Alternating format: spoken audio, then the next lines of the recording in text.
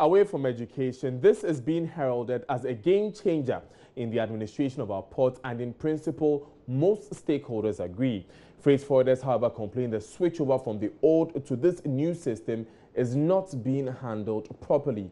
The Ghana Institute of Freight Forwarders earlier protested the abrupt switch from the old to the paperless port system at our ports, and they said the old and new processes should have been used side by side for a while. Government, however, believes the paperless system should take over the port entirely.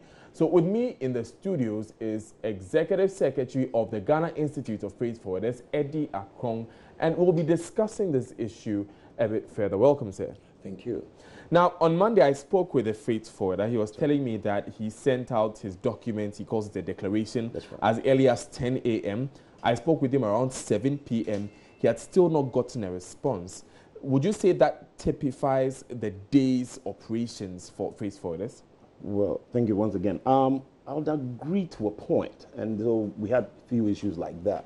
But prior to this, and that's why we keep saying that I think this has not been managed so well, because prior to this, we were asked a few questions. At least there were some hurdles we realized will come up. And so if we cleared them, then, we wouldn't have a lot of issues. Basically, we know that there were going to be issues. So the reason I'm come to talk about these declarations that were actually being delayed, we asked that since there was not going to be a compliance seat, somebody you could go to actually, then there should be certain, key performance indexes to show that, well, okay, if I send a declaration, how long is it going to take? After what point would I have to call into somebody to say, hey, my declaration is staying too long? Now that we did not get. So we are sure, things will move smoothly.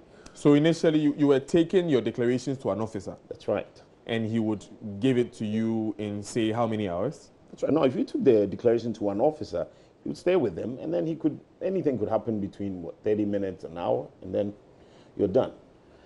But then, on the other hand, there were some, who had also sent declarations and gotten answers in 30 minutes. So that is why we're saying that there should have been certain KPIs put in place so that we know that. If you send a declaration, for how long would you have to wait, say, for a declaration to happen? And there were a few other issues too. So what are some of these few other issues that came up? That's right. Prior to the inception of the whole policy, we reiterated that, look, it's going to be something new. And just like any first day at school when you would have ministers going around, or the DCs going around to make sure that everything was moving smoothly, we expected that there would be top notch involvement in the day to come and go around and see things that had gone wrong. We expected that there was going to be a call center, with the involvement of all the key agencies, at this call center, so that if anybody had a problem on Thursday, would call in. That did not happen. So we had to go on the ground ourselves to identify some of these issues. And then our officers were inundated with calls to find, to asking for basic things. And then we had to further make calls to find answers for our members. And we thought that wasn't right. Were these requests made prior to this rollout?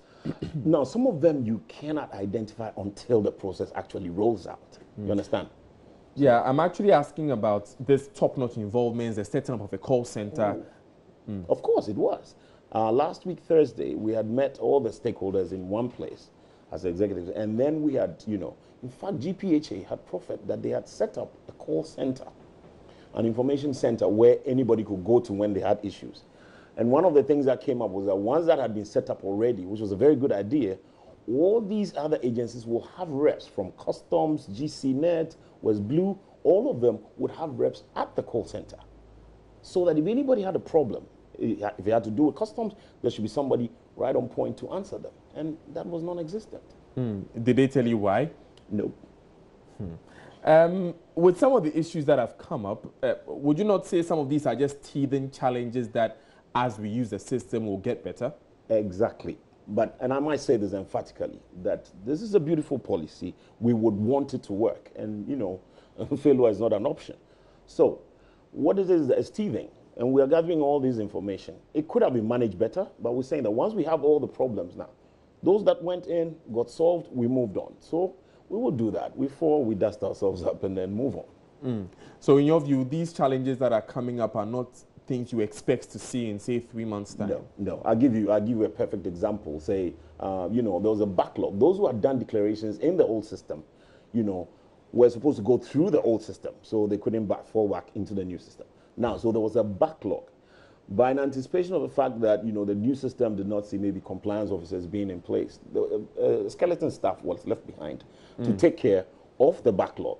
Now, then they realized that, look, the backlog was huge. So these two officers alone, could not handle the whole thing. So once we went to the, Assistant Commissioner, we realized that they had called in about 5 officers to a backup, so they could clear the backlog. So we see this that in the next couple of days, at least the backlog would have been taken care of. And then we'll move on, with a new thing. Shed a bit more light on that, because I know that the running of the old and new systems, that is the using of compliance officers as well as the IT system, is one of the issues that your members had a lot of challenges with. So are you confirming then that that has been resolved? They are going to run the two systems concurrently? No, it's not going to run concurrently. But like I'm saying, if you did a declaration in the old system, then, so anything that happened before the 1st of September had to be cleared up.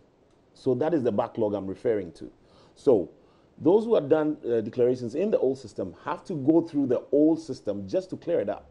If everything is cleared up by, say, tomorrow or by Wednesday, that's it. Everybody has to, migrate to the new. Okay, so this clearing up, typically, how long do you think it will take? I'm looking at, say, another 2-3. By the end of this week, I think that should have been cleared up. Aren't there a lot of cases? I mean, you were mentioning that they weren't enough for the 2 officers they left. Well, you could call it a lot of cases, but you see, in anticipation of any new, system coming up, I am sure people rushed to pushing all the old jobs that they had just to make sure that, once the new thing starts, they will be settled in and then take it easy. So I think that is what piled up quite a bit. But like I'm saying, I think this should be cleared up. In about 3, 4, 5 days, we should be done with this. So in about 3, 4, 5 days, what do you expect to see? Now, what I expect to see, one, like I'm saying, we are calling this out, that, look, that call center should be top-notch. There should be officers there from Customs, GCNet, West Blue, and all the agencies that matter to answer questions one-on-one. We don't have to do this through third parties, you understand? So that once we have those answers, people will be comfortable and move on. Like I said, it's the most beautiful thing that ever happened. But then why, in your view, were there so many challenges to begin with? Is it all down to not having a call center and not having top-notch officials coming there? I'll tell you what, the timelines basically for this whole project was just aggressive. And so you realize that all the agencies involved in this thing had to retweak their systems, understand, to match what the vice president wanted. Now, once that was done, then they would have to come in and do what? And do training of members to say, okay, this is what has been added to the system, this is what has been taken out. That period was pretty short. You understand? In fact, we had to call at the last minute for an end-to-end process show so that members would, appraise themselves of what was coming up. And so I think that was, that was short-lived, the training program. In any case, we can continue with this. Like I'm saying, it's not much of a difference from what we were doing initially. It's just a few things that are being added on just to make, the process more efficient. So I think training can continue. The call center is core to all of this, so that issues that come up will be resolved right on time, and then we move on. With the issue of training, as an institute, as an association, I had some clearing agents, some phrase for it, saying that I don't know what to do now. Like, what was the next step for me? Would you say that in the run-up to this system, we were not able to maybe sensitize enough of the people who would actually be on the ground? I will speak for my association. And basically, the reason why I'm saying this is that, look, as the Ghana Institute of Freight Forwarders, in fact, the Word Institute alone is enough to tell you what we do. And basically, we have our members on point. We have sent messages to all our members. There's an emailing list. All our members knew every single training session that there was. The only problem was this, that most of the training sessions were being done in silos. So one of the agencies calls you, this is what my processes are going to be. This is other agencies calls you and tells you this is what my processes are going to be. We wanted an end-to-end seamless process flow to be shown to all our members so that they know. And this is what I said came at the last minute. You understand? So as for training and as for sensitization of our members, we have been on point. So what is the way forward for you? The way forward is this. We'll continue to sensitize our members on it. We'll continue to ask for, further training if the need be.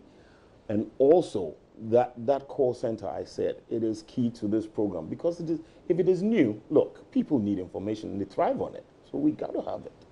Are your members willing generally to work with the system? Would you say that is the sentiment that is on the ground? Look, in any change management situation, of course you're going to have, people on the fringes, especially those who want to just come up with the, usual refrain, I told you so. But that is not what we want to happen. We want to make this work. So generally, the sentiments among our members is that, look, this should go on, but they need problems solved. If there are issues, it has to be solved and solved on time. So we move on. After all, it's efficiency we're all looking for. So what are your final words? My final words is this. Please let us make this work. Let the call center be in place. Let the training continue. Look, issues are going to come up. Is anything new? We'll meet the issues. We'll fall down. We'll pick ourselves up, dust ourselves off, and move on. So, look, the way forward is, look, we got to let this thing work. An optimistic Eddie Akron, the Executive Secretary for the Ghana Institute of Freight Forwarders.